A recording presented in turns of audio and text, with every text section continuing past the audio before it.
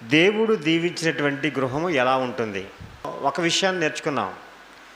దేవుడు దీవించినటువంటి గృహము ఆత్మీయ జీవితాన్ని సరిచేసుకుంటుంది అనే ఒక పాయింట్ను నేర్చుకున్నాం. ఎలా సరిచేసుకుంటుంది, ఎప్పుడు సరిచేసుకుంటుంది అనే దాని గురించి కొన్ని విషయాలు సుమారుగా ఒక 5 పాయింట్లను మీకు చెప్పడం అనేది జరిగింది. ఇక నేను వాటిని మీ జ్ఞాపకం చేయట్లేదు, కానీ ఈరోజు దేవుడు దీవించినటువంటి గృహం ఎలా ఉంటుందో మరొక విషయాన్ని మనం చూద్దాం. రెండో విషయంగా మనం నేర్చుకుంటున్నాము, భౌతిక అభివృద్ధిని సరి చేసుకుంటుంది. భౌతిక అభివృద్ధి లేకపోతే భౌతికమైన జీవితాన్ని సరి చేసుకుంటుంది. అంటే ఆత్మీయ జీవితం అభివృద్ధి పొందింది అని చెప్పడానికి మనం ఏం చేయాలంటే దేవుని దగ్గరికి రావడం ఖచ్చితంగానే. మనం నోరు మూసుకుని కూర్చునేటువంటి వారిగా ఉండకూడదు. బాప్తిస్మం తీసుకున్నాకు మీరు ఎన్ని సంవత్సరాలు అవుతుందంటే 10 సంవత్సరాలు అవుతుందని చెప్తున్నాం. 10 సంవత్సరంలో మన పిల్లవాడు 10వ తరగతిలోకి వెళ్ళిపోతాడు, అవునా? స్కూల్లో జాయిన్ చేస్తే 10 సంవత్సరాల్లో 10వ తరగతికి వెళ్ళిపోతాడు. 10వ తరగతికి వెళ్ళిపోతున్నాడంటే అర్థం ఏంటి? 1వ తరగతిలో ఆలు నేర్పిస్తారు, ఆలే రాస్తూ కూర్చుంటాడా? కాదు, అక్షరాలు నేర్చుకుంటాడు, పదాలు కూర్పు చేస్తారు, తర్వాత పుస్తకాలు చదువుతాడు, దాంట్లో మళ్ళీ భాషా ప్రావీణ్యం, అలాగే ఇంగ్లీష్ నేర్పిస్తారు, హిందీ నేర్పిస్తారు, అంతేకాకుండా ప్రపంచ జ్ఞానం నేర్పిస్తూ ఉంటారు. కొన్ని దేశాల గురించి, వాటి రాజధానుల గురించి, ఆ పట్టణ నైసర్గిక స్వరూపం గురించి ఇవన్నీ నేర్పిస్తూ ఉంటారు లేదా? అంటే పిల్లవాడు వాడి యొక్క జీవితంలో 1వ తరగతిలో జాయిన్ అయినాడు, 10 సంవత్సరాల్లో 10వ తరగతిని కంప్లీట్ చేస్తూ ఉంటాడు. 15 సంవత్సరాల్లో డిగ్రీ కంప్లీట్ అయిపోతూ ఉంటుంది. అంటే 15 సంవత్సరాల్లో మా పిల్లవాడు చదువు అయిపోయింది అంటాం, అంతే కదా? మా కుమార్తె చదువు అయిపోయింది అంటాం. అంటే చదువు పూర్తి చేసుకోవడానికి 15 సంవత్సరాలు పడ్డది. మరి దేవుని పిల్లలుగా మన ఆత్మీయ అభివృద్ధిలో ఎంత ఎదుగుతున్నాం అనేది ఖచ్చితంగా మనం కొలమానం వేసుకోవాలి. కనుక మనం భక్తి జీవితాన్ని ప్రారంభించినప్పటి నుంచి ఇప్పటికి ఎలా ఉంది? నేను ప్రార్థన చేయగలుగుతున్నానా? ఒక పాట అయినా నేను పాడగలుగుతున్నానా? అలాగే దేవుణ్ణి మహింపరచగలుగుతున్నానా? దేవుని దగ్గరికి మరొకరిని నడిపించగలుగుతున్నానా?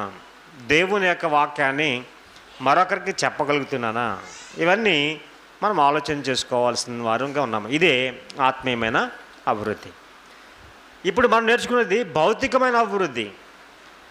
భౌతికమైన అభివృద్ధి అంటే ఈరోజు మన గృహంలో మనం అంటే మనం వృద్ధి పొందటం కోసం, మనము, మన పిల్లలు, మన కుటుంబము వృద్ధి పొందడం కోసం కూడా దేవుడు తన గ్రంథంలో వ్రాయించాడు. ఇది చాలా అవసరమైనది కూడా. దీనికి ఏం చేయాలో బైబిల్ జరిగింది. ఒకసారి చూద్దాం. తెస్సలోనికి రాసినటువంటి 2వ పత్రిక, తెస్సలోనికలో ఉన్నటువంటి సంఘానికి అపోస్తలుడైన పౌలు మరి 2వ పత్రికను వ్రాస్తూ 3వ అధ్యాయం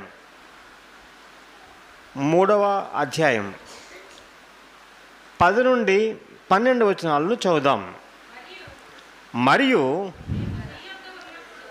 మేము మీ యొద్ద ఉన్నప్పుడు ఎవడైనను పని చేయనొల్లని ఎడల వాడు భోజనము చేయకూడదని మీకు ఆజ్ఞాపించితిమి కదా. మీలో కొందరు ఏ పనియు చేయక పరుల జోలికి పోవచ్చు అక్రమముగా నడుచుకొనుచున్నారని వినుచున్నాము. నెక్స్ట్, అట్టివారు నెమ్మదిగా పనిచేయచ్చు సొంతముగా సంపాదించుకున్న ఆహారము భుజింపవలనని మన ప్రభు అయిన యేసుక్రీస్తు పేరట వారిని ఆజ్ఞాపూర్వకంగా హెచ్చరించుచున్నాము అన్నాడండి. ఒక హెచ్చరిక అనేది దేవుడు అపోస్తలుడైన పౌలు ద్వారా జారీ చేయటం అనేది జరిగింది. చదవబడినటువంటి వాక్యాన్ని లేకపోతే లేఖన భాగాన్ని మనం ఆలోచన చేస్తే ఏమి రాయబడిందంటే, పని చేయకుండా భోజనము చేయవద్దు, పని చేయకుండా భోజనము చేయొద్దు. ఎందుకంటే మేము మీ వద్ద ఉన్నప్పుడు మేమేం చేసామంటే పని చేసాం. ఎవరో వాక్యోపదేశకులు ఉన్నటువంటి వారే పని చేశారట.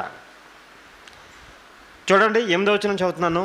ఎవరి వద్దను ఉచితముగా ఆహారం పుచ్చుకొనలేదు, మేము మీలో ఎవరికి భారముగా ఉండకూడదని ప్రయాసతోనూ కష్టముతోనూ రాత్రింబగళ్ళు పనిచేయచ్చు జీవనము చేసితిమి. వాక్యాన్ని ప్రకటించినటువంటి వారు ఏం చేశారంట? రాత్రింబగళ్ళు కష్టపడి పనిచేసి జీవనం సాగించారట. అంటే చెప్తున్నటువంటి వాడు పని చేస్తే పని చేయమని చెప్పాలి. ఆ అధికారం అతనికి ఉంటుంది, అంతేనా? మరలా చెప్తాను చూడండి. ఎవరినైనా పని చేయమని లేకపోతే పనికి పోమని లేకపోతే మీరు కష్టపడమని చెప్పాలంటే ఎవరికి అధికారం ఉంటుంది? కష్టపడేటువంటి వాడికి అధికారం ఉంటుంది. ఆ సంగతి బాగా ఎరిగినటువంటి వారిగా ఉంటారు. ఎందుకంటే కష్టపడినటువంటి వాడు, పని చేసుకున్నటువంటి వాడికి కష్టం విలువ తెలుస్తుంది, కష్టపడమని చెప్తాడు. పౌలు గారు అంటున్నాడు, అసలు ఎవరి మీద ఆధారపడలేదట, ఎవరికి భారముగా ఉండకూడదని రాత్రింబగలు కూడా కష్టపడి మేము జీవనం చేశాము అని చెప్తున్నాడు. చూసారా?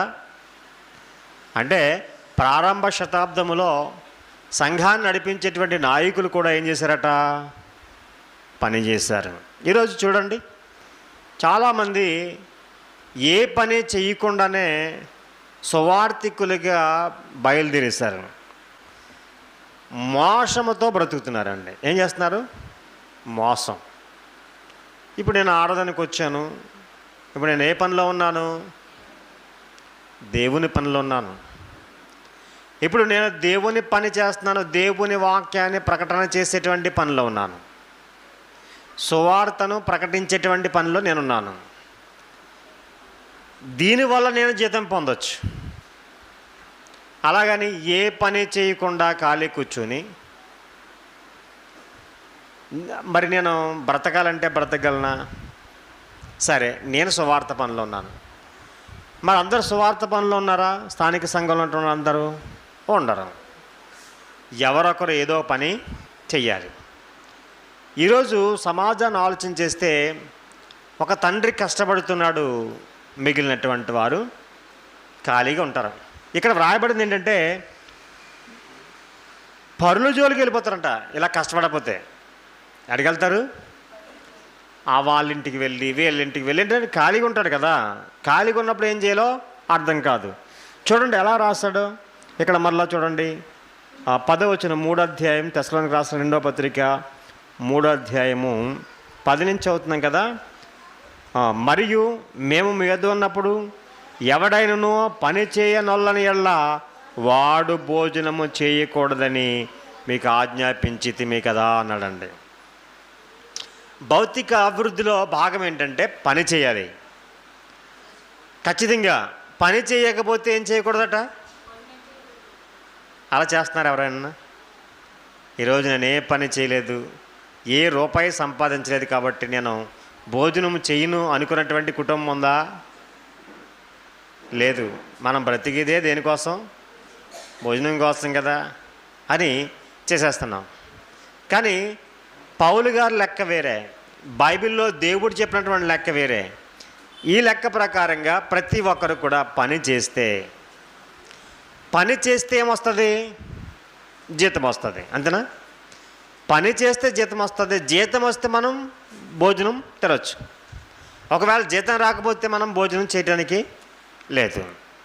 ఇప్పటికీ ఒక అభివృద్ధి పొందినటువంటి లేకపోతే బాగా సంపాదించినటువంటి ఒక కుటుంబం వారి దగ్గరికి వెళ్ళి మీరు ఇలా వృద్ధి చెందడానికి గల కారణం ఏమిటి, మీ అభివృద్ధికి వెనుకున్నటువంటి కారణాలు ఏంటి అని మనం తెలుసుకోవచ్చండి.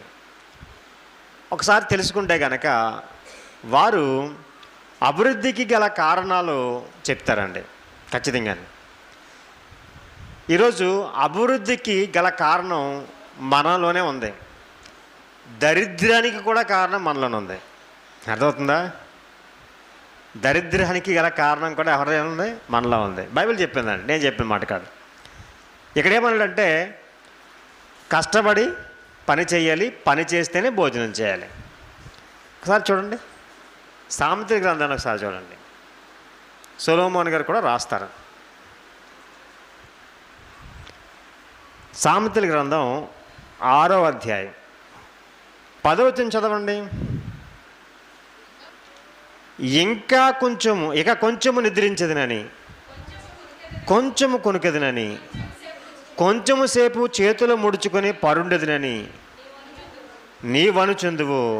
అందుచేత దోపిడిగాడు వచ్చినట్లు దారిద్ర్యము నీ వద్దకు వచ్చును. నెక్స్ట్, ఆయుధదారుడు వచ్చినట్లు లేమి నీ వద్దకు వచ్చును.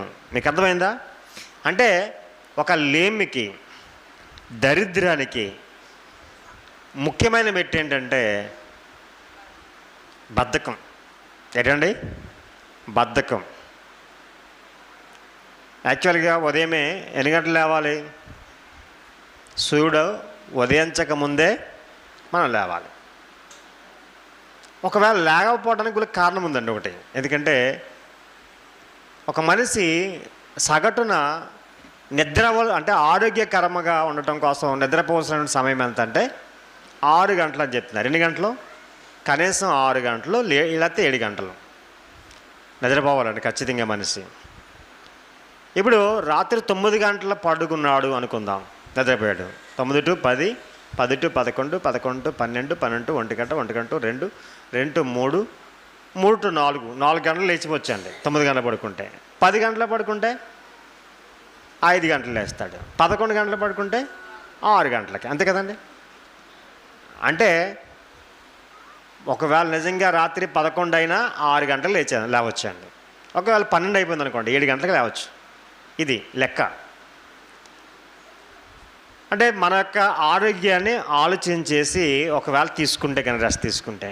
అంతేకాకుండా 10 గంటలకు పడుకుని ఉదయం 12 గంటలు లేచారనుకోండి, వారిని ఏమంటారు? ఆటోమేటిక్గా చెప్పక్కర్లేకుండా దరిద్రంకి మెట్టు. అర్థమైందా? మీరు ఎవరైనా ఒకవేళ అలా చేస్తున్నారని చూడండి.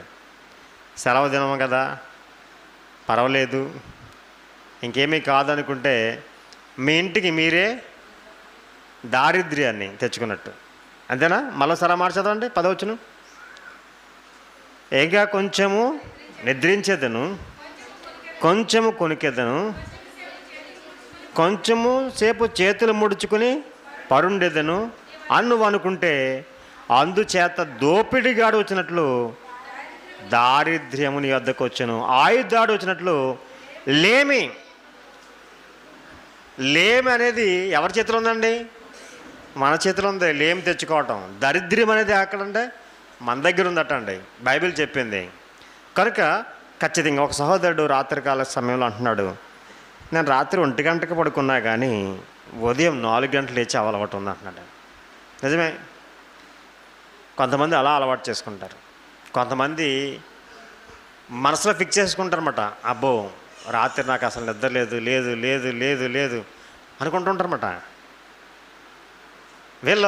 వీళ్ళకి ఉదయం లేచిన నిద్ర తీరదు, అయినా మనస్తాపంతోనే ఉంటారు. ఆ రోజుది మర్చిపోరు, ఇంకా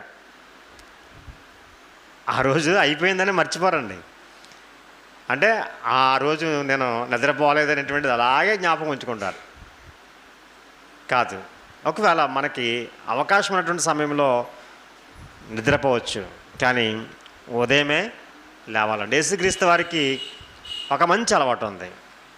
ఏ అలవాటు అంటే యేసుక్రీస్తు వారు మరి ప్రొద్దుటి లేచే అలవాటు ఉందండి యేసుక్రీస్తు వారికి. మనం నమ్మినటువంటి యేసుక్రీస్తు వారు ప్రొద్దుటి లేచే అలవాటు ఉంది. ఒకసారి ఆ మాటను చూడండి. ఒకసారి మార్కు సువార్త 1వ అధ్యాయం, మార్కు సువార్త 1వ అధ్యాయము 35వ వచనం చదవండి. యేసుక్రీస్తు వారు అటండి పెందల కాడే లేచి ఇంకను చాలా చీకటి ఉండగానే, అంటే సూర్యుడు అస్తమించాడా, ఉదయించాడా? సూర్యుడు ఉదయించక ముందే యేసుక్రీస్తు వారికి ఏముందండి?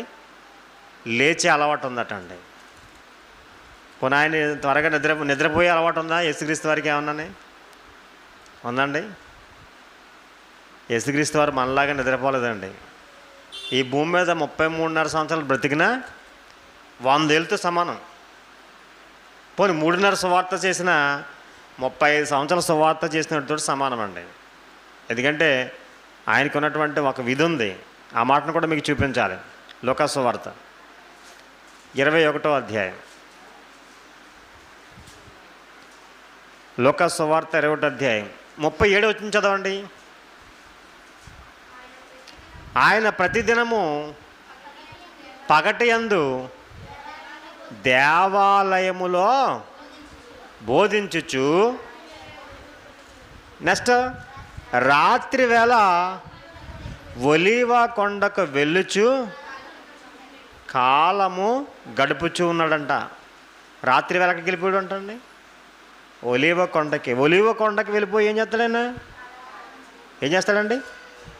కాలం అంటే సరదాగా అలా కూర్చుని ఉండేవాడా?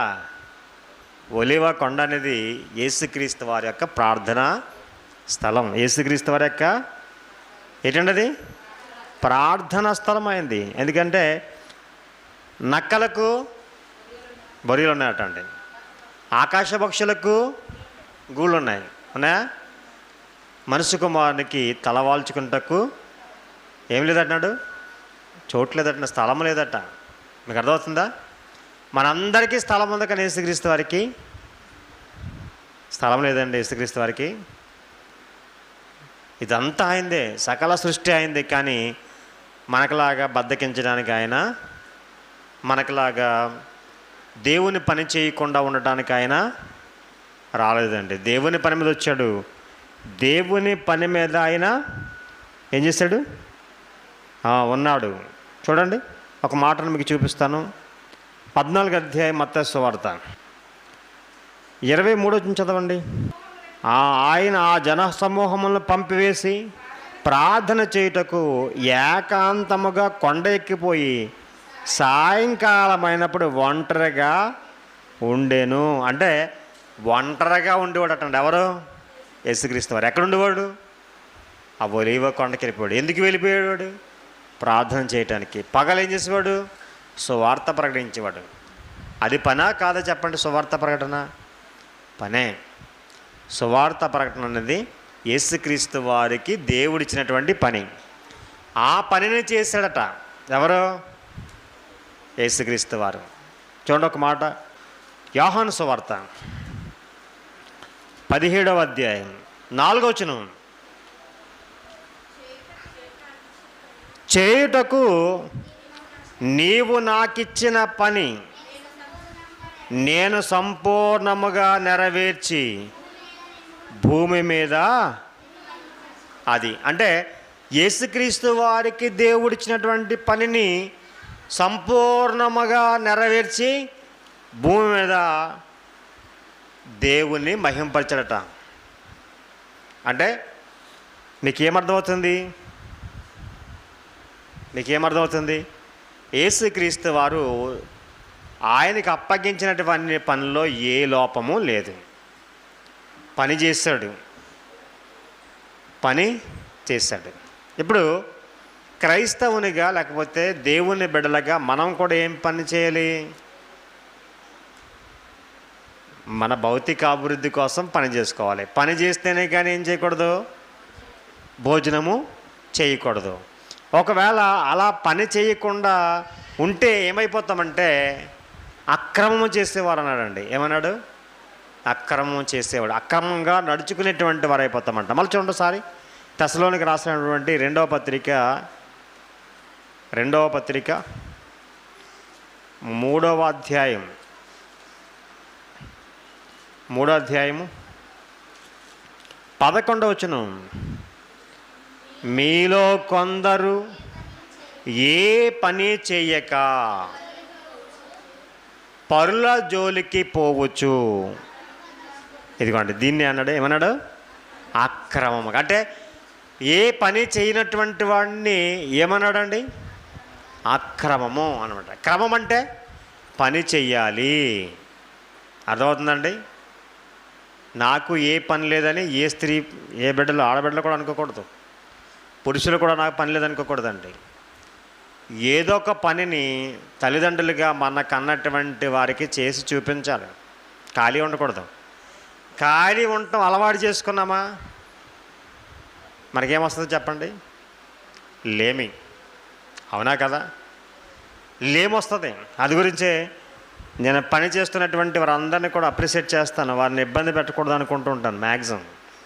అది గురించి కొన్ని కార్యక్రమాలు వాయిదా వేస్తూ ఉంటాను. ఎందుకంటే మీ పనుల్ని ఆటంకపరిచి మీ యొక్క అభివృద్ధిని అడ్డుకోవాలని నేను అనుకోవట్లేదు.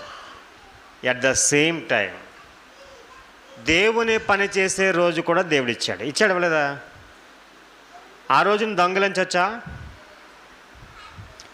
6 రోజులు ఏం చేయమన్నాడు? పని చేయాలన్నాడు. అన్నాడా? ఆజ్ఞది. మీరు 6 రోజులు 6 దినములు ఏం చేయాలి? మీరు కష్టపడాలి. చూడండి ఒకసారి నిర్గమకాండం 20 అధ్యాయము 9వ వచనం. 6 దినములు నీవు కష్టపడి, అది నీవు 6 దినములు, అమ్మా అర్థమవుతుందా? 6 దినములు నీవి, 6 దినములు నువ్వు కష్టపడి పని చేయాలి. 6 దినములు నీకు ఇచ్చేసాడండి దేవుడు. 6 దినములు, వారములో 6 దినములు నువ్వే. నీకు ఇచ్చిన దినములు ఎన్ని? 6 నువ్వు పని చేసుకోవచ్చు. అందు గురించి మేము పగల సమయంలో కాకుండా రాత్రి సమయంలో పెడుతున్నాం. ఎందుకంటే మీ పనికి ఇబ్బంది లేకుండా. ఓకే, రాత్రికాల సమయాల్లో కూడుకులు పెడుతూ ఉంటాం. 6 దినములు కష్టపడి పని చేయాలి. యేసుక్రీస్తు వారు, దేవుడు కూడా ఈ సృష్టిని చేయటంలో 6 దినములు కష్టపడి చేశాడట. ఈ సృష్టి అంతా మనకు రావడం కోసం. ఆయన 7వ దినమున ఏం చేశాడంటే విశ్రమించాడు, రెస్ట్ తీసుకున్నాడు. అర్థమవుతుందండి? ఈరోజు దేవుని పిల్లలుగా మనం కూడా 6 దినములు మనకిచ్చాడండి. కష్టపడి పని చేసుకోవాల్సింది 6 దినములు. చాలామంది చేసే తప్పు ఏంటంటే ఆ 7వ దినము కూడా, లేకపోతే దేవుడు మనకిచ్చినటువంటి ఆ ప్రభువు దినము కూడా ఈరోజు మనం ఏం చేస్తున్నామంటే దొంగిలిస్తున్నాం. అర్థమవుతుందా? నిజంగా చాలా అది బాధాకరమైన విషయం ప్రేమ దేవులారా. బాధాకరమైనటువంటి విషయం ఏంటి? 6 దినములు దేవుడు మనకిచ్చాడు. 6 దినములు మనం పని చేసుకునే దినములు. 6 దినముల్లో పని చేసే మనకిచ్చినటువంటి పని దినములు అవి. పని చేసే జీవనం చేయాలి. ఒకవేళ అలా జీవనం చేయకపోతే ఏమవుతుందో చెప్పండి? అక్రమము చేసినటువంటి వారు అవుతున్నారా? చాలామంది అక్కడికి వెళ్ళి ఇద్దరి మధ్య గొడవలు తెచ్చేటువంటి ఉన్నారు. ఇలా ఖాళీగా ఉంటారు. అదవుతుందండి. పని చేసుకుంటే సమాజంలో ఏ గొడవ ఉండదండి. ఎందుకంటే ఎవరి పని వాళ్ళు చేసేసుకుంటూ ఉంటారు. సాయంత్రం వస్తారు శుభ్రంగా. ఆ కష్టానికి ఏమవుతుందంటే ఒళ్ళంతా ఏమవుతుంది? అలసిపోతుంది. ఇప్పుడు రెస్ట్లోకి వెళ్ళిపోతారు. పరుల జోలికి వెళ్తారా? అక్రమంగా నడుచుకునే అవకాశం ఉంటుందా? ఉండదండి. రెస్ట్లోకి వెళ్ళిపోయాడు అనుకోండి, చక్కగా నిద్రపడుతుంది. అంటే పని చేస్తే చక్కగా కూడా నిద్రపడుతుంది. మానసికంగా ఒత్తిడి ఉండదు పని చేయటం వల్ల. అదవుతుందండి.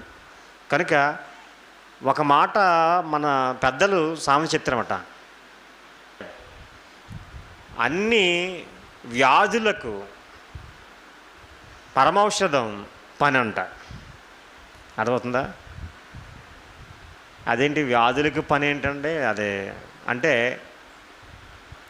అంతే అండి. అంటే ఇప్పుడు మానసికంగా కొన్ని రుగ్మతలు ఉంటాయి. ఈ రుగ్మతల నుంచి పోవాలంటే ఏం కావాలంటే పని ఉండాలి. ఇంకా దాని మీదకి పోదు. దేని మీదకి? ఇంకో ఆలోచన మీదకి పోదు. పని మీదకి మనసు వెళ్ళిపోద్ది. అర్థమవుతుందా? మనసు ఎప్పుడైతే పని మీదకి వెళ్ళిందో ఇంకొక ఆలోచన రాదు. ఖాళీగా ఉంటే ఏమొస్తుంది? రకరకాలైనటువంటి చెడు ఆలోచనలు అన్నీ వస్తూ ఉంటాయి, ఏయో చేస్తూ ఉంటాం. కనుక మరి బైబిల్ ఏం చెప్తుందంటే మనం పని చేయాలి, పని చేస్తే భోజనం చేయాలి, పని చేయకపోతే భోజనము చేయకూడదు. ఒకవేళ అటువంటి వారు ఎవరైనా పని చేయకుండా భోజనం చేస్తుంటే ఏమనంటే నెమ్మదిగా పని చేయటం నేర్చుకోవాలి, తను సంపాదించిన దానితో తను భోజనం చేయాలని బైబిల్ హెచ్చరిస్తుంది. బైబిల్లో కొన్ని ఆ మాటలు నన్ను చాలా అభ్యంతరపరుస్తూ ఉంటాయి. అందు గురించే దేవుని యొక్క వాక్యానికి త్వరగా కళ్ళు మూసుకోవాలని అసలు భయపడతానండి. నేను చాలా భయపడుతూ ఉంటాను వాక్య విషయంలో. నేను సేవకునిగా నాకేం చెప్పబడింది అనేది ఆలోచిస్తూ ఉంటాను ఎప్పుడు. దాన్ని పాటించడానికి ఎప్పుడు ప్రయత్నం చేస్తూ ఉంటాను. అలాగే నా తోటి సేవకుల్లో చాలామందికి ఈ విషయం అర్థం కాలేదు. అక్రమంగా నడుచుకుంటున్నారండి. ఎలా నడుచుకుంటున్నారంట? అక్రమంగా నడుచుకుంటున్నారు. కనుక అక్రమంగా నడుచుకున్నటువంటి వారికి మనం బుద్ధి చెప్పాలి. ఓకే, ఇక రెండో విషయం, భౌతికాభివృద్ధిలో ఒక విషయాన్ని నేర్చుకున్నాం, మనం పని చేయాలి, పని చేసి భోజనం చేయాలి, పరుల జోలికి వెళ్ళకూడదు, అలా వెళ్తే అక్రమం. రెండో విషయాన్ని మనం నేర్చుకుని చూడండి, నిర్గమకాండం 20వ అధ్యాయం 17వ వచనం చూద్దాం. నిర్గమకాండం 20వ అధ్యాయం 17వ వచనం. నీ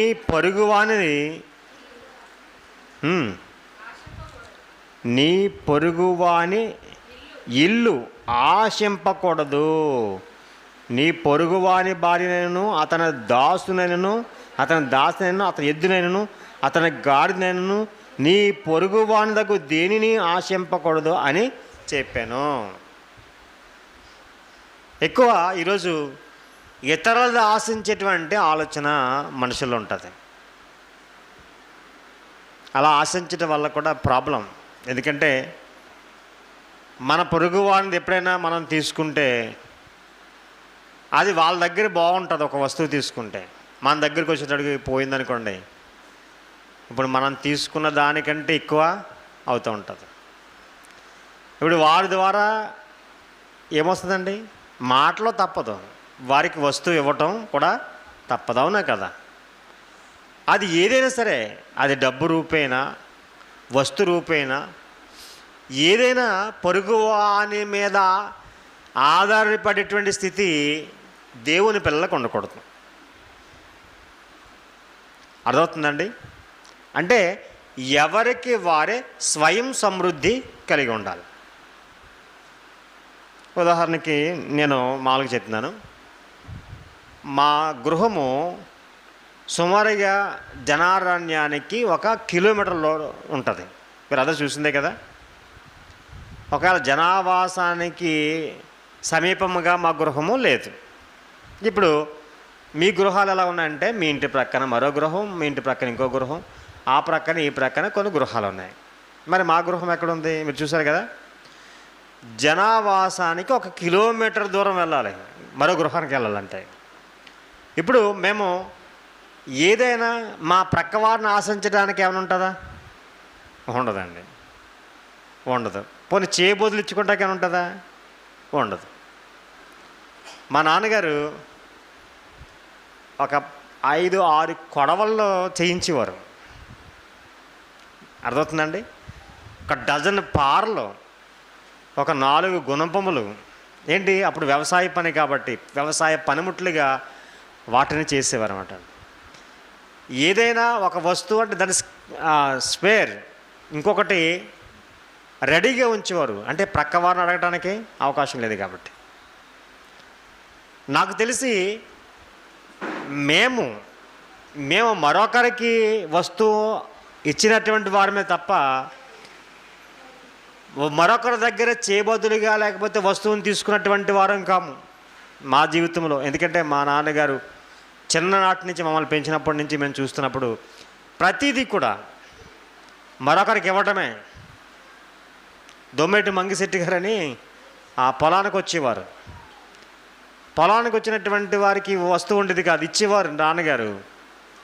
మళ్ళీ తీసుకొచ్చి ఇచ్చేయాలని చెప్పేవారు. వీళ్ళు తర్వాత ఎక్కడో ఆ చేలోనే గాడిలోనే మడిచిపోయామని చెప్పేవారు. అది కూడా ప్రతి వస్తువును కూడా ఎంతో మంచిది క్వాలిటీ వస్తువు చేయించేవారు, మంచిది తీసుకునేవారు. ఏదైనా సరే ఆయన భోజనం చేసినా చాలా జాగ్రత్తగా చేసేవాడు. ఆయన వ్యక్తిగత పరిశుభ్రత ఎలా ఉండేదో ఆయన పరిసరాల పరిశుభ్రత కూడా అలాగే చూసేవారండి మా నాన్నగారు. ఇంకా మేము అయితే కొంచెం ఆ పరిశుభ్రతలో ఒకవేళ లోపం మాకు ఉంటుందేమో, కానీ మా నాన్నగారు అలా ఉండేవారు.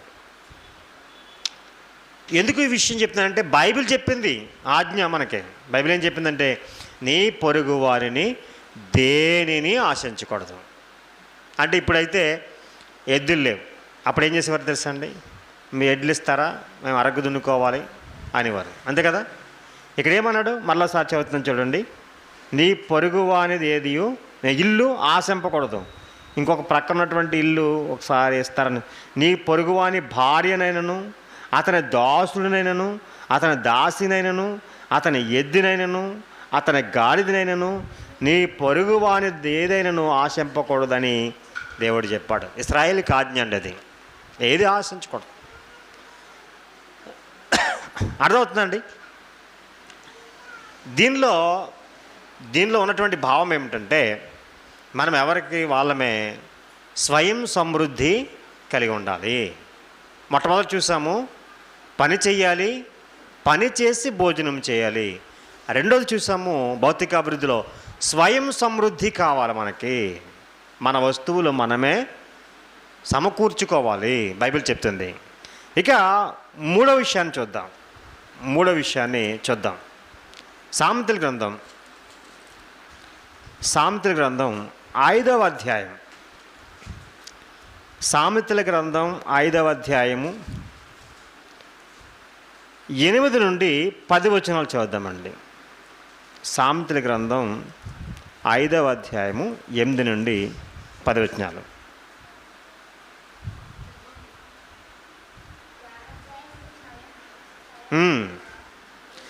జార స్త్రీ యందు ఛాయకు పోక నీ మార్గము దానికి దూరముగా చేసుకునము, దాని ఇంటి వాకిటి దగ్గరకు వెళ్ళకము, వెళ్ళి నెల పరులకు నీ యవన బలమును, కురులకు నీ జీవితకాలను ఇచ్చివేతువు.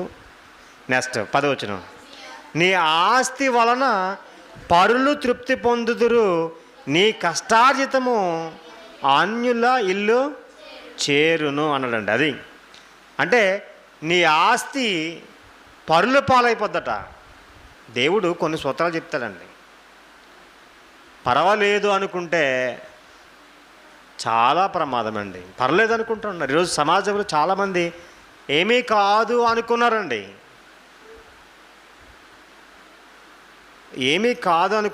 కానీ ఆలోచన చేస్తే అండి అసలు రొట్టె తునకం మిగలదన్నాడండి. అర్థమవుతుందా? అసలే ఇతరుల జోలికి వెళ్ళకూడదు. ఇది పురుషుల గురించి చెప్పినప్పుడు మీరు ఎక్కువ స్త్రీలు ఉన్నారు కాబట్టి. అంటే ఇతరుల స్త్రీలు అంటే ఆల్రెడీ భార్య ఉంది, తన భార్య ఆమె గురించి చెప్పింది ఏంటంటే పురుషునికి ఆమె అందమైనటువంటి దుప్పి అన్నాడండి. చూడండి కింద ఇక్కడ 18 వచ్చును, నీ ఊట దీవునందును నీ యవన కాలపు భార్యందు సంతోషింపము, ఆమె అతి ప్రియమైన లేడీ అందమైన దుప్పి. అంటే ఇక్కడ పురుషులకి చెప్తున్న మాట, ఒకవేళ అలా కాదని, ఒకవేళ ఏదైనా కొంచెం తొండ తొక్కి ఏమైనా చేస్తే ఏమైపోతుందండి, నీ ఆస్తి వలన పరులు తృప్తి పొందుతారట, నీ కష్టార్జితము అన్యులు సరిపోద్దట. నువ్వు పని చేస్తావు కదా, నువ్వు కష్టపడ్డావు, నీ కష్టపడినటువంటి నీ సొమ్ము, నువ్వు కష్టపడినటువంటి నీ కష్టార్జితము నువ్వు అనుభవించడానికి ఉండదండి. చాలామంది జీవితాలు నేను చూస్తూ ఉంటాను. నిజంగా వారి జీవితాలు ఏమైపోతాయంటే నష్టంలోకి వెళ్ళిపోతాయండి. చివరికి వారి జీవితం ఛిద్రమైపోతుందండి. వారు జీవించవలసినటువంటి దినములు ఇంకా ఆయుష్కాలం ఉండగానే ఆ ఆయుష్ మాయమైపోతుందండి మధ్యలోనే. ఎందుకంటే వారు చేస్తున్నటువంటి ఈ తప్పిదం వలన. కనుక మన కష్టార్జితం, మనం సంపాదించినది మన దగ్గర ఉండాలంటే ప్రతి పురుషులు కూడా, కష్టపడేటువంటి ప్రతి యజమానుడు కూడా చాలా జాగ్రత్త వహించవలసి ఉన్నది. కనుక మనం చేసేటువంటి తప్పుడు పనుల వల్ల, తప్పు చేయటం వల్ల మన కుటుంబం ఎక్కడికి పడిపోద్దండి? రోడ్డుని పడిపోయేటువంటి పరిస్థితి, దిక్కులేనటువంటి పరిస్థితి, దీనస్థితి మనకు వస్తుంది ప్రేమంది. కనుక అటువంటి పనులు ఏ క్రైస్తవ కుటుంబంలో చేయకూడదు, బైబిల్ చెప్తుంది. నెక్స్ట్ లూకా సువార్త 8వ అధ్యాయము 3వ వచనం. వీరును ఇతరులు అనేకులను తమకు కలిగిన ఆస్తితో వారికి ఉపచారము చేయించు వచ్చారట. ఎవరు అంటే ఇక్కడ ఒకరి గురించి వ్రాయబడి ఉంది. చూడండి 2వ వచనం కాడ నుంచి. 12 మంది శిష్యులు అపవిత్రాత్మలను వ్యాధులను పోగొట్టబడినటువంటి కొందరు స్త్రీలను, అనగా 7 దయ్యములు వదిలిన పోయినటువంటి మగ్దలేనే అనబడినటువంటి మరియు హేరోదు యొక్క గృహ నిర్వాహకుడును కూజా భార్యకు యోహన్నను సుసన్నను అతనితో కూడా ఉండిరి. వీరును ఇతరులు అనేకులను తమకు కలిగిన ఆస్తితో వారికి ఉపచారము చేయించు వచ్చిరనుందండి. అంటే చూడండి, మనకి కలిగినటువంటి ఆస్తి ఉందా? ఉంటుంది. మనకి సమృద్ధినిచ్చాడంటే మనం ఏం చేయాలో మనకి అర్థం కాదు. ఈరోజు చాలామందిని చూస్తూ ఉంటాం. చాలామంది సహోదరులు ప్రారంభ ప్రయత్నం బాగుంటుందండి. చాలా జాగ్రత్తగా వినాలి ఈ మాట. ప్రారంభంలో వారికి ఉద్యోగం కానీ ఏ పని కానీ లేనప్పుడు వారు యోచిస్తూ ఉంటారు, ఏంటి పని దొరకట్లేదు, ఎలాగలా అనుకుంటారు. అసలే చూసుకోండి పాస్టర్ గారు, అసలు నాకు పని వస్తే ఏదైనా దొరికితే అసలు మీ పరిచర్య ఎలా ఉంటుందో చూడండి అంటారా? అనేవారు ఉంటారా? మాకు పని లేదు కాబట్టి, మాకు ఏ సమృద్ధి లేదు కాబట్టి మేము దేవుని పని కోసం వెళ్ళకపోతున్నాం, లేకపోతే ఈ పరిచర్యలో మేము పాలు పంపులు పొందలేకపోతున్నాం, మీకు సహాయం చేయలేకపోతున్నాం. చూడండి, ఒకవేళ మాకే గనక దేవుడు ఉద్యోగం ఇస్తే, మాకే గనక పని ఇస్తే, మేమే గనక విదేశాలు వెళ్తే, లేకపోతే మేమే కనుక సంపాదిస్తే మేమేం చేస్తాము, ఎంత చేస్తాము అనేటువంటి ఆలోచన కలిగినటువంటి వారుగా ఉంటారు కొంతమంది. అవునండి, అవును, నా జీవితంలో చూస్తాను. కానీ దేవుడు పనిచ్చిన తర్వాత నిజంగా చేసేస్తారండి? ఒకవేళ దేవుడు మీకు అవకాశం ఇచ్చిన తర్వాత నిజంగా చేస్తారా? నేను ఆలోచన చేస్తూ ఉంటానండి. నిజంగా చెయ్యరు. ఎందుకంటే ఈ సమాజంలో ఎవ్వరు కూడా అలా లేరండి. ఎందుకంటే మనకి దేవుడు చేసినటువంటి మేలులను జ్ఞాపకము చేసుకునేటువంటి పరిస్థితి లేదు ఈరోజు సమాజంలో. దేవుడిచ్చినటువంటి సమృద్ధి ఇది నాకు ఇచ్చాడు అనేటువంటి ఆలోచన మనకు లేదు. కానీ అలా చాలామంది సంఘంలో అందరూ అలా ఉంటారని అనట్లేదు. చాలామంది దేవుడు చేసినటువంటి మేలుని బట్టి కృతజ్ఞులుగా ఉన్నటువంటి వారు ఉన్నారు. నా పరిచర్యలో స్థానిక సంఘంలో నేను చూస్తున్నాను అటువంటి వారిని.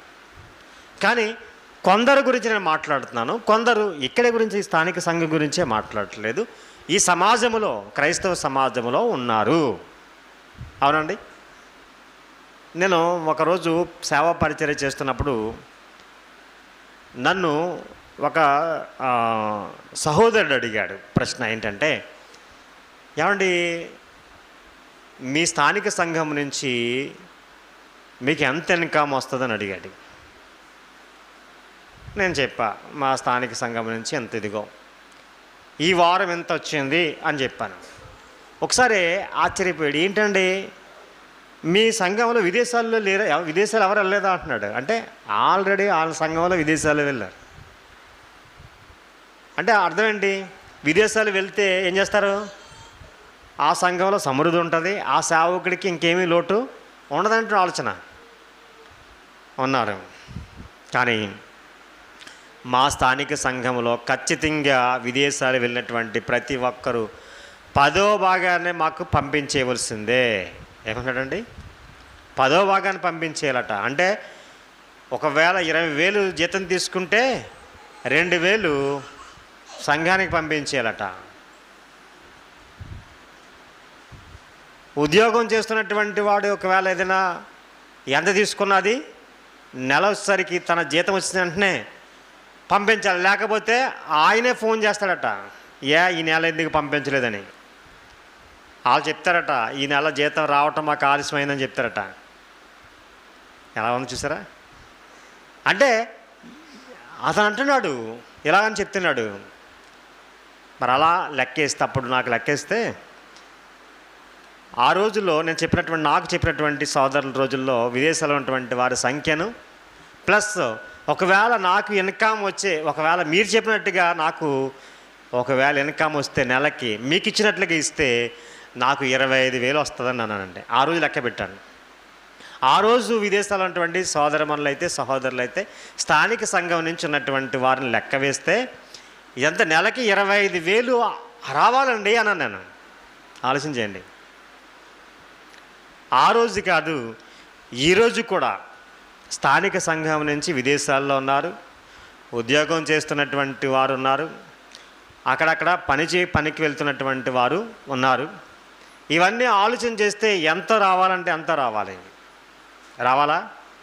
దేవునికి ఇచ్చే విషయంలో నిజంగానే ఇవ్వాలి. కానీ అది వాక్యపరంగా మేము చెప్తాం, కానీ మీరు తీసుకురండి అని నేను బలవంతం చేసేటువంటి పరిస్థితి లేదు. ఎందుకంటే నేను చేయడానికి నాకు దేవుడు అధికారం ఇవ్వలేదు. ఎందుకంటే బలవంతం కాకయు పిసునితనము కాకయు హృదయంలో నిశ్చయించుకున్న దాన్ని దేవునికి ఇవ్వాలని చెప్పాడు.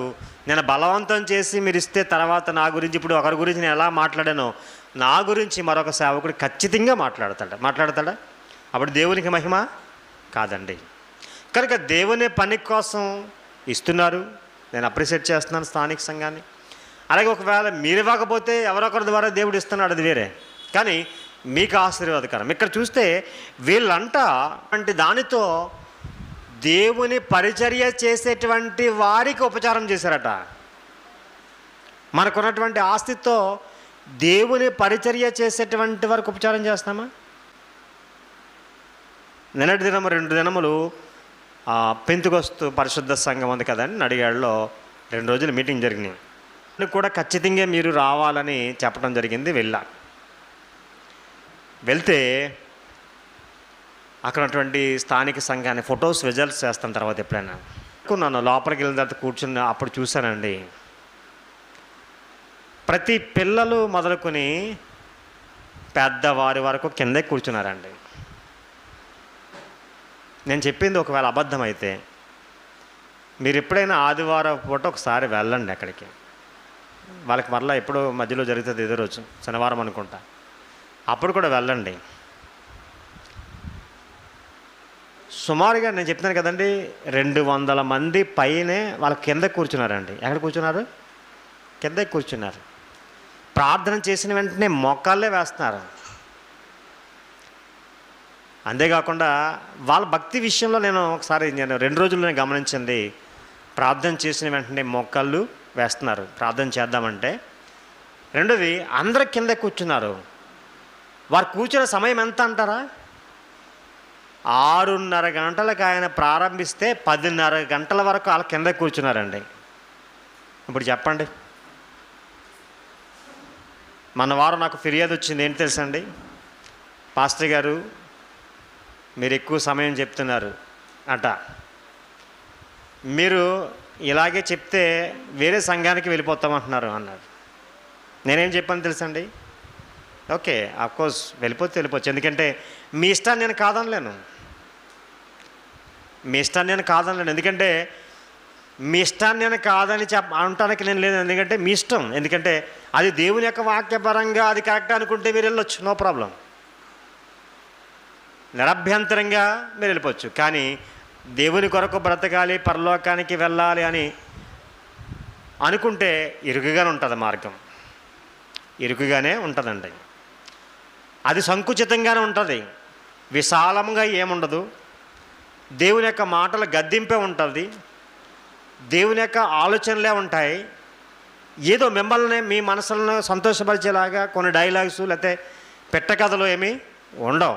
దాంట్లో నేను సేవా పరిచర్య ప్రారంభించినప్పటి నుంచి ఇప్పటి వరకు కూడా అదే స్టాండర్డ్లో ఉన్నాను. అదే స్టాండర్డ్లో అపోస్తులు ఉన్నారు, అదే స్టాండర్డ్లో ఒక అబ్రహాం ఉన్నాడు, అదే స్టాండర్డ్లో మోసే ఉన్నాడు, అదే స్టాండర్డ్లో దావీద్ గారు ఉన్నారు, అదే స్టాండర్డ్లో ఒక మోషే గారు కూడా ఉన్నాడు. ఇంకా లక్షల మంది నడిపించారు. వాళ్ళు నడిపించినప్పుడు ఏమీ వాళ్ళు ఇబ్బంది పడలేదు, సాత్వికుడిగా ఉన్నాడు. యెహోవా దేవుడు అన్నాడు, నా ఇల్లంతట్లో నమ్మకమైన వాడు అని సర్టిఫై చేశాడు. ఎవరి గురించి అంటే మోషే గురించి. ఆ రోజు మొత్తం అందరూ కానానికి వెళ్ళిపోలేదు, ఇద్దరిద్దరు బయలుదేరినటువంటి వారిలో అదేంటి 6 లక్షల మంది బయలుదేరితే 6 లక్షల మంది వెళ్ళారా? అంత గొప్పవాడు మోషే అంటే ఇద్దరే వెళ్ళారండి. ఆలోచించేయండి. దేవుడు మనకిచ్చినటువంటి విలువైన సమయంలో మనము నేర్చుకోవాలి. దేవుడు చెప్పినటువంటి రీతిగా మనం బ్రతకాలనే ఉద్దేశంతో దేవుడు ఈరోజు మనతో మాట్లాడిస్తున్నాడు తన సేవకుని ద్వారా అనుకోవాలి తప్ప సమయాన్ని చూస్తే కాదండి. ఉపచారము చేశారు, తమకున్నటువంటి ఆస్తితో ఉపచారము చేశారంటే నేను జ్ఞాపకం చేసుకున్నాను. దేవుని పిల్లలుగా భౌతిక అభివృద్ధి దేవుడు ఇస్తాడు, మనం పని చేసుకోవాలి. రెండోది ఏం నేర్చుకున్నాము? పొరుగువారిని ఏది ఆశించకూడదు అని నేర్చుకున్నాము. వ్యసనాలకి వెళ్ళకూడదు, వ్యసనాలకు వెళ్తే మనకున్నటువంటిది అంతా కూడా పోగొట్టుకుంటామని నేర్చుకున్నాము. నాలుగోది ఏంటంటే మనకు దేవుడిస్తే ఆస్తి, దేవుని కొరకు మనం దేవుని పని కోసం దేవుని పరిచర్యలో చేస్తున్నటువంటి వారికి మనం ఏం చేయాలంటే సహకరించాలండి ఖచ్చితంగానే. కనుక ఖచ్చితంగా దేవుని అవసరతలు తీర్చడం కోసమే వాటిని కట్ చేయాలి. ఎక్కువ శాతం మన సంపాదన ఏం చేయాలండి? దేవుని అవసరత కోసం ఎక్కువ ఉంది, దేవుని అవసరత కోసం. తిమోతి రాసినటువంటి మొదటి పత్రిక 6వ అధ్యాయం 17వ వచనం. ఇహమందు ధనవంతులైన వారు ఉంటారా? ఉన్నారా లేరా? ధనవంతుడంటే అతనికి ఏమున్నట్లు? అన్నీ ఉన్నాయి, సమృద్ధి ఉంది. చాలామంది అంటుంటారండి, నాకు ఏమీ పర్లేదండి, అన్నీ దేవుడు ఇచ్చిన బట్టిగా అంత సమృద్ధిగా ఉందండి, తింటాకేమీ లోటు లేదు అన్నటువంటి వారు. నేను అప్పులతో ఉన్నటువంటి వారు, ఇబ్బందులతో ఉన్నటువంటి వారు, సరిగా కుటుంబానికి సరైన ఆహారం పెట్టినటువంటి వారి గురించి నేను మాట్లాడట్లేదు. జాగ్రత్త అర్థం చేసుకోండి. ఎవరైతే సమృద్ధి కలిగినటువంటి వారు ఉన్నారో వాళ్ళని ఏమన్నారంటే ధనవంతులు. ఇహమందు ధనవంతులైనటువంటి వారు ఏం చేయాలంట? గర్విష్ఠులు కాక అన్నాడండి. గర్విష్ఠులు కాక, తర్వాత అస్థిరమైన ధనము యందు నమ్మిక ఉంచక సుఖము అనుభవించుటకు సమస్తము మనకు ధారాళముగా దయచేయు దేవుని అందే నమ్మిక ఉంచుడని ఆజ్ఞాపిస్తున్నాడు. అంటే ధనం ఉంది కదని దాని మీద నమ్మకం కాదు, దాన్ని దయచేసినటువంటి దేవుని మీద మనం నమ్మకం ఉంచాలి. అర్థమవుతుందండి నేను చెప్పే మాట? బైబిల్ చెప్తుంది మనకుందని దాని మీద నమ్మకం పెట్టుకోకూడదు. నేను చెప్తున్నాను కదా, సహోదరులు మరి ముందు ఒకలాగా ఉంటారు మన సహోదరులు, తర్వాత దేవుడు సమృద్ధి కలిగించిన తర్వాత సమృద్ధి కలిగించేటప్పటికి ఏమవుతుంది? భారం పెరిగిపోతుంది కదండి, భారం పెరిగిపోతుంది. పనివారు పెరుగుతారు. ఏమంటే పనివారు పెరుగుతున్నప్పుడు ఏమవుతుంది? ఆ పని పాటలతో దేవుని మర్చిపోయేటువంటి వారు ఉన్నారా లేదా? ఉన్నారండి. ఇది మాత్రం ఖచ్చితం. స్థానిక సంఘంలో కూడా అటువంటి వారు ఉండొచ్చు. మీకు సమృద్ధినిచ్చింది ఎవరంటే దేవుడు. దేవుడిచ్చినటువంటి ఆయుష్ సమృద్ధిని బట్టి నువ్వేం చేయాలంటే దేవుని స్తుతించాలి. కానీ నువ్వేం చేసావంటే దేవుని మరిచిపోయావు. ఇక్కడేమంటున్నాడండి? అస్థిరమైనటువంటి ధనమయందు నమ్మకించగా సుఖముగా అనుభవించుటకు సమస్తమును మనకు ధారాళముగా ఎవరు దయచేశారంట? దేవుడు దయచేశాడు. సుఖముగా బ్రతకడానికి దేవుడు దయచేశాడు. దాని మీద నమ్మకం ఉంచుకో. ఇది అస్థిరం, ఇది మనతో పాటు రాదు. మనమే స్థిరమైనటువంటి వారం కాదు, స్థిరమైనటువంటి కానటువంటి ఈ ధనము కూడా స్థిరము కాదు, మనతో పాటు ధనము కూడా రాదు. ఈ భూమి మీద మనం విడిచిపెట్టవలసినటువంటి వారం అనేటువంటిది గుర్తించాలి. దేవుని మీద నమ్మకం ఉంచితే దేవుని దగ్గరికి వెళ్ళిపోతారు, దేవుని యొక్క మాటలు వింటారండి. ఆలోచించేది కిందకి అంటున్నాడు, ఇంకా కింద చదివేయండి, నేను ముగిస్తున్నాను. చూడండి, వారు వాస్తవమైన జీవము సంపాదించుకుని నిమిత్తము రాబో కాలంలో ఒక మంచి పునాది తమ కొరకు వేసుకొనుచు మేలు చేయువారును సత్క్రియలను ధనము గలవారును ఔదార్యము గలవారును తమ ధనములో ఇతరులకు పాలిచ్చువారినై ఉండవాలని ఆజ్ఞాపించము అన్నాడండి. అంటే మేలు చేయాలంట. ఔదార్యం అంటే దయాగుణం, ఇతరులకి సహాయం చేయటం. ఒకవేళ ధనము దేవుడిచ్చాడంటే ఎవరి కోసం ఉపయోగించాలి చెప్పండి? ఎవరి కోసం ఉపయోగించాలి? దేవుని పిల్లలకు దేవుడు ధనం ఇస్తే ఎవరి కోసం ఉపయోగించాలి? ఎవరి కోసం అనిపించాలండి? దేవుని కోసం ఉపయోగించాలండి. మనకు సమృద్ధి కలిగి ఉంటే మనము మరొకరికి సహాయం చేయాలి, మర్చిపోకండి. ఓకే, 5 విషయాలు మనం నేర్చుకున్నాం, మళ్ళీ సార్ జ్ఞాపకం చేద్దాం. 1, చెప్పండి. మన చేతులతో మనం కష్టపడి పనిచేసి సంపాదించి భోజనం చేయాలి. 2, ఇతరుల మీద ఆశపడకూడదు, పొరుగు వారి మీద ఆశపడకూడదు. పుస్తకం తెచ్చుకోలేదు, రాసుకోలేదు. 3, వ్యర్థమైనటువంటి ఖర్చులు చేయకూడదు. అంటే ఇతరులు ఎందుకంటే వ్యర్థం చేసుకోవడానికి వ్యసనాలను, చెడు అలవాట్లకి మనం బానిస అవ్వకూడదండి. బానిస అవడం అంటే మనం సంపాదించింది వ్యర్థమైపోవడానికి గల కారణం బైబిల్ చెప్పింది, ముఖ్యంగా పురుషులైనటువంటి వారికి చెప్పింది. అలా చేసుకోకూడదు. నెక్స్ట్ 4, దేవుడు మనకు సమృద్ధినిస్తే ఆ సమృద్ధిలో నుంచి దేవుని పని కోసం మనం ఖర్చు చేసేటువంటి వారిగా ఉండాలని నేర్చుకున్నాం. అంతే కదండి? ఓకే, ఈ మాటలు మన యొక్క వినికిడిలో, మన జీవితంలో ఫలింపజేయునుగాక. ఆమెన్.